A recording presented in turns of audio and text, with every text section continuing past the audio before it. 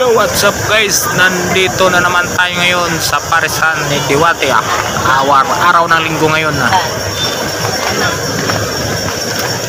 So napakaraming tao. Ito ang sinasabi nilang bagong kitchen ni Diwata guys.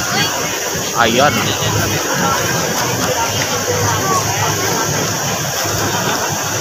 Ayan ang bagong kitchen. Mahaba ng pila. Paano tayo makakain ito? Gutom na ako.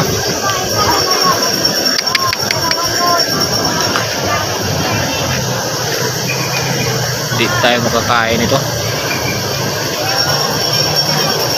Daming tao.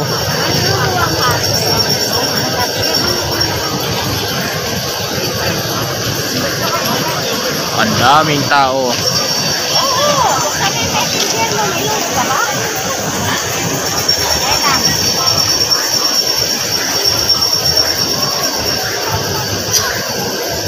Daming tao talaga oh. Hanggang maga tayo nito.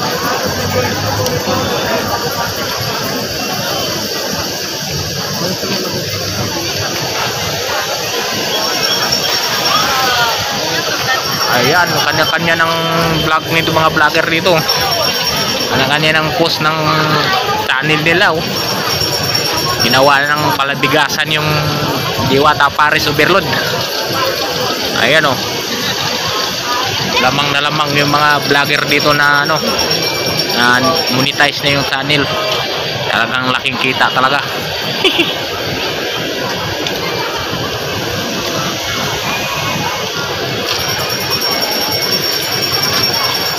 Yan oh.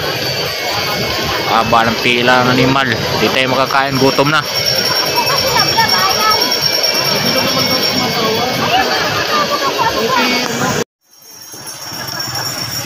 Ang daming tao pati sa dito sa labas ay hanggang doon sa dulo yung pila. Paano naman tayo nito makakain ito? Ang grabing habang pila.